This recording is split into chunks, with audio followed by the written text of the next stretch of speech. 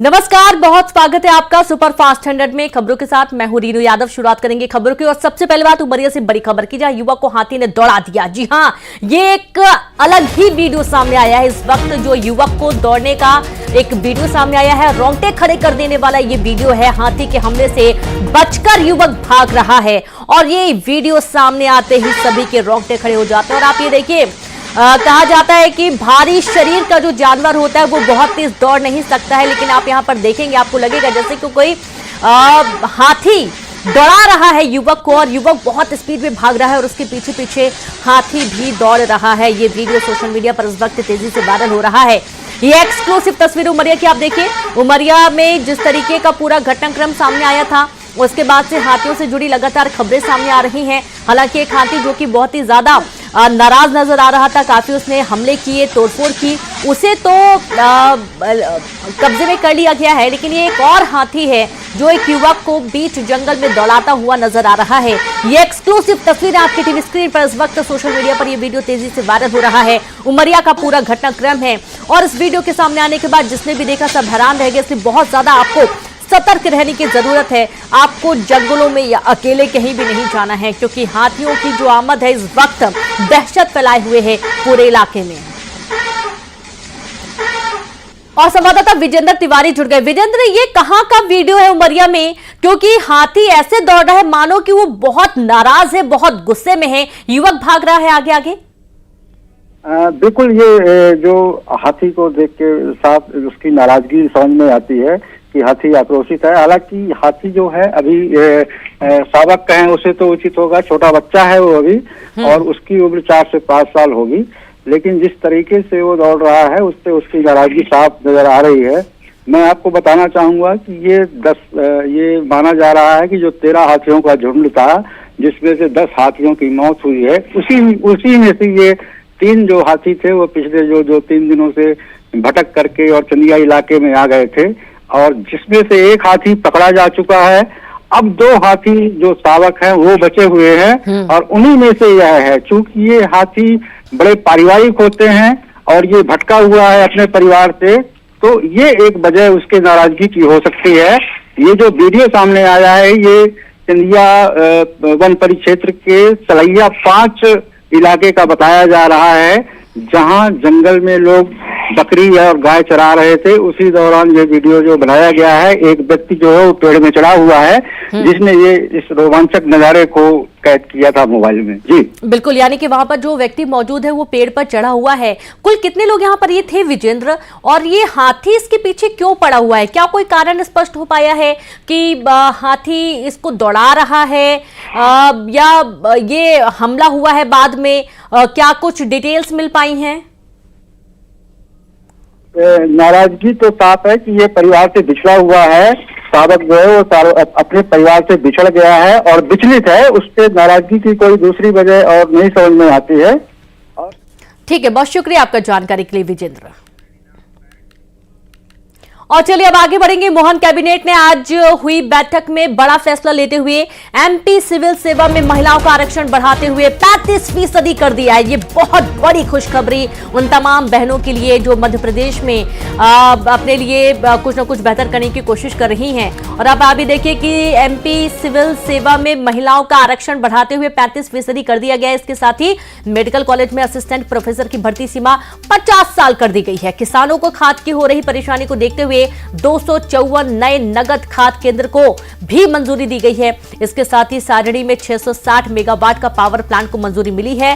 Mohan cabinet की होने वाली बैठक में ये महत्वपूर्ण प्रस्ताव पटल पर रखे गए थे, जिनमें से इन तमाम प्रस्तावों को हरी झंडी मिली है। और आप ये देखिए कि मोहन कैबिनेट में आज हुई बैठक के दौरान सबसे बड़ा जो फैसला है वो ये है कि एमपी सिविल सेवा में महिलाओं का आरक्षण बढ़ाते हुए 35% कर दिया गया है। इसके साथ ही मेडिकल कॉलेज में असिस्टेंट प्रोफेसर की भर्ती सीमा 50 साल कर दी गई है। किसानों के लिए जो खाद की परेशानी, हम लगातार आपको खबरें साझा कर रहे हैं, इन परेशानियों को देखते हुए 254 नए नगद खाद केंद्र को मंजूरी भी दी गई है।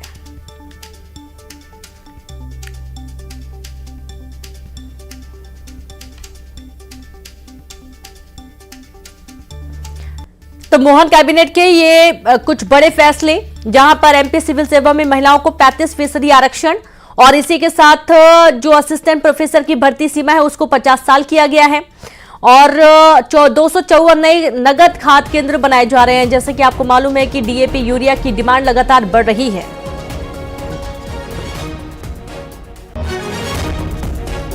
मध्य प्रदेश में शासकीय सेवा में जो भी भर्तियां होंगी उसमें रिजर्वेशन जो पहले 30% हुआ करता था, फिर 33% हुआ, अब 35% हो गया है।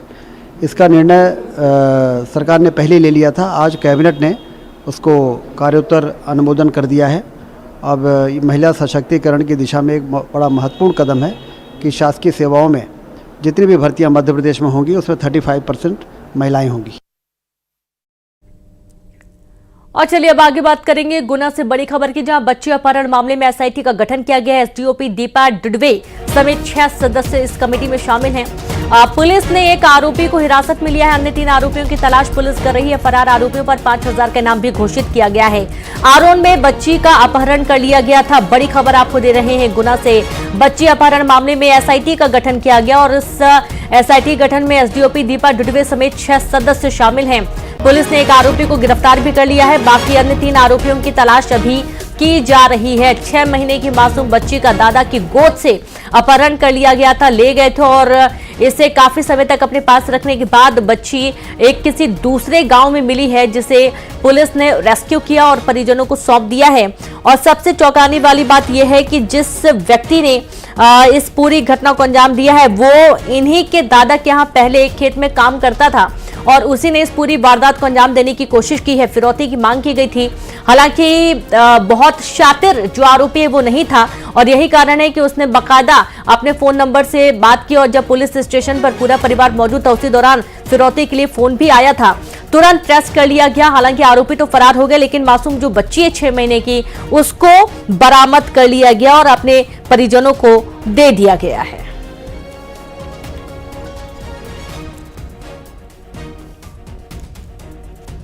क्या आप आ जाओ, कोई दिक्कत नहीं, आपकी बच्ची को ले जाओ और पैसा दे जाना, कोई दिक्कत वाली बात नहीं। ठीक है ठीक है। कितने रुपए ले जाना है? 14 लाख। 14 लाख रुपए लेके आना है? हाँ। अच्छा अच्छा। इतने जल्दी 14 लाख रुपए कहाँ से आएंगे साहब? अब आप जाना, आपको काम जाना है, वैसा वो ले जाना। अच्छा अच्छा। ठीक है सर। हाँ, नंबर किस पे बात होगी? किस पे बात होगी? अब हम तुम्हें कहाँ ढूंढे, कहाँ फोन लगाएंगे आगे? तो किसी से बात नहीं होगी। संजय सागर डैम पे क्या बताओ, हमें टाइम बताओ, हम देख लेंगे उस जगह पर मजा आएंगे।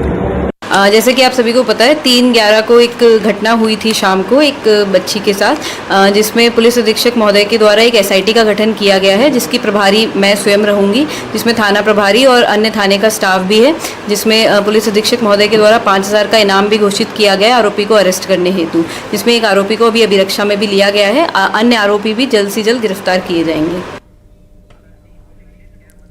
और से जुड़ करेंगे संवाददाता संदीप दीक्षित जुड़ गए। संदीप, आरोपी कौन है, उसकी पहचान कर ली गई थी पहले ही जब फोन आया था फिरौती के लिए? बाकी अन्य 3 लोग कौन शामिल थे जिनकी तलाश में अभी भी पुलिस जुटी हुई है? बिल्कुल, मैं आपको बता दूं, कल्याण भीड़ का बेटा जो है पवन भील, उसको अभिरक्षा में लिया गया है और उसके जो 3 साथी हैं, कल्याण भील और उसका एक और बेटा और एक और जो अपराधी है वो उनारसी के विदिशा का रहने वाला है, उसकी सर्चिंग पुलिस कर रही है। 6 लोगों की एसआईटी बना दी गई है, जिसमें एसडीओपी दीपा डुडवे, हर्ष कुशवाहा, टीआई आरोन, इनके साथ में 6 लोगों की एसआईटी बनाई गई है और पुलिस ने 5000 रुपए का इनाम रख दिया है। पुलिस अधीक्षक संजीव सिन्हा का कहना है कि बिल्कुल भी नहीं बख्शा जाएगा। एक एक चीज पुलिस निकाल रही है कि कैसे ये प्लानिंग की गई थी, कौन लोग इसके पीछे हैं, कैसे इन लोगों की इतनी हिम्मत हो गई कि 6 माह की बच्ची को ये उठा ले गए। न्यूज 18 लगातार इस मुद्दे को उठाता रहा है और अब बिल्कुल बच्ची के परिजनों को न्याय मिलेगा।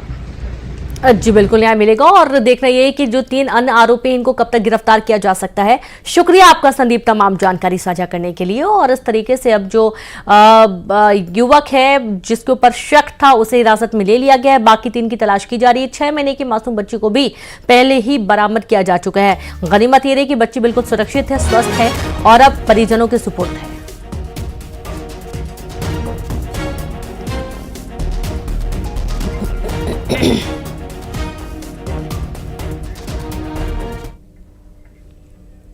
और चलिए अब देखेंगे सुपरफास्ट खबरें तेज अंदाज में। उमरिया में हाथी ने